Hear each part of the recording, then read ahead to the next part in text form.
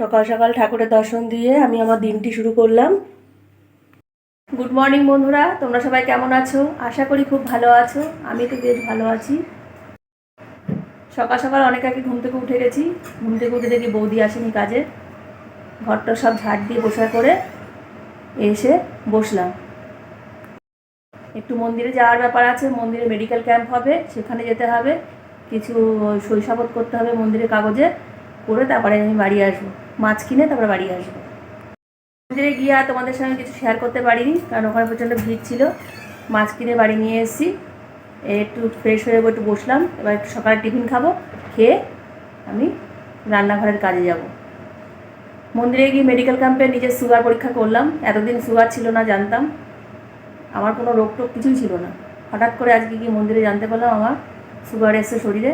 ফাস্টিংয়ে 272। এখন দেখি টেস্ট করতে হবে অরিজিনাল সত্যি কি না, দেখা যাক। সকালে আজ দোকান থেকে পরোটা আর তরকারি কিনে নিয়ে এসেছি, তাই খাবো।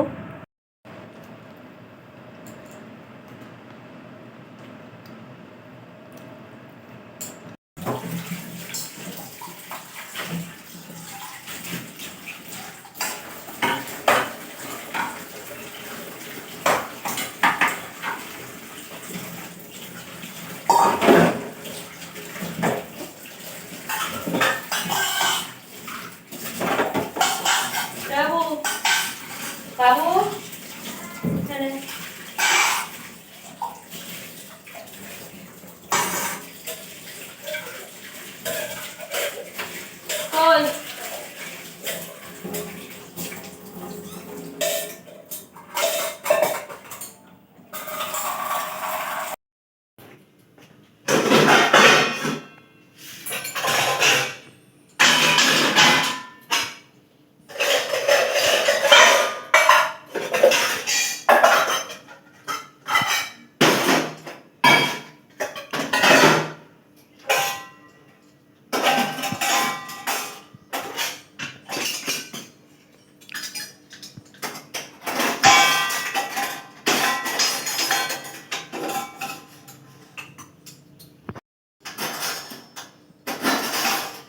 রান্নাঘরে সব বাসনপত্র মাজা হয়ে গেল।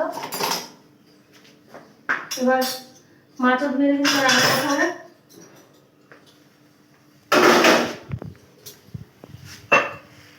কাটা রুই এনেছি আজকে, দিয়ে রাখলাম।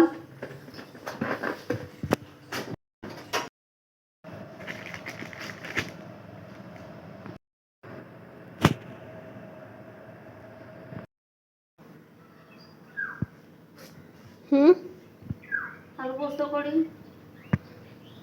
রাত্রিবেলা হয়ে যাবে। আর কি করছো? ডাল করলাম, মুগের ডাল। ডাল সেদ্ধ করলাম, মুসুর ডাল। আর বেশি করে গ্যাস হয়। আর মাছ ভাজলাম। মাছের ঝোল করবো না, মাছ ভাজ।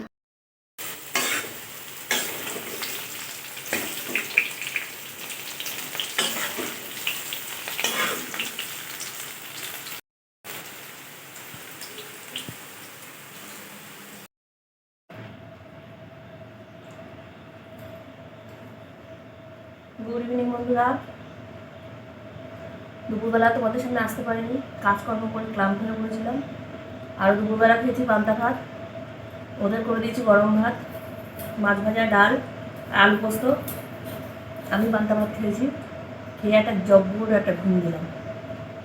ঘুম থেকে উঠে পপকর্ন ভাজলাম আর চা করে আনলাম। মেয়ে সন্ধ্যে দিয়ে দিল।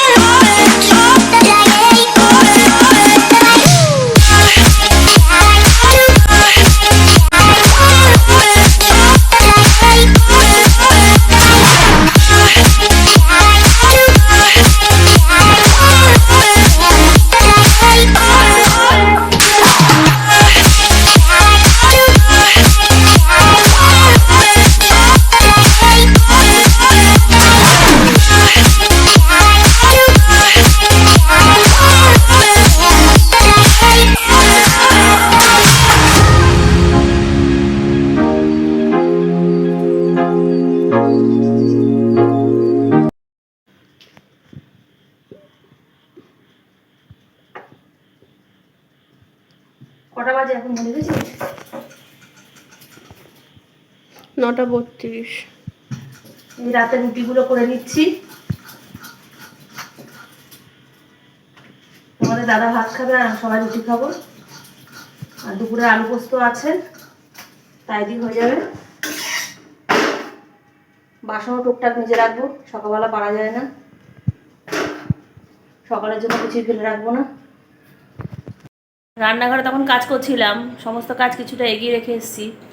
বাসন টাসন সব ধুয়ে রেখে আসলাম, কারণ সকালবেলা বাসন জমে থাকলে বাসন মাজতে খুব অসুবিধা হয়। তো রাতের বাসন রাতেই মেজে রাখি, কারণ আজকে বৌদি আসেনি, কালকেও যদি না আসে তখন সকালবেলা আমার হ্যাপা হয়ে যাবে।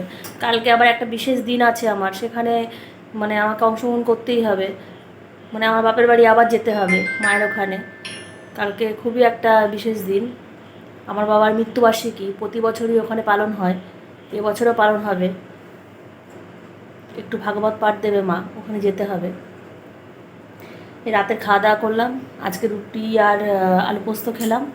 মেয়ে আজকে ভাত খেতে দিল না, তোমাদের দাদা ভাত খাবে, মেয়ে আর আমি দুজন রুটি খেলাম, বাবাও রুটি খেলো, তিনজনে রুটি খেলাম। যাই হোক, রাত্রিবেলা এইসব বাসন কোসন এবার মেজে নেবো, নিয়ে পরিষ্কার করবো। তোমাদের দাদা স্নান করতে গেছে, আমি আগে খেয়ে নিলাম, মেয়ের খিদে পেয়েছে, রুটি ঠান্ডা হয়ে গেলে খাওয়া যায় না। তোমাদের দাদা আসলেই ভাত দেবো, তারপরে বাসন কোসন মাজবো।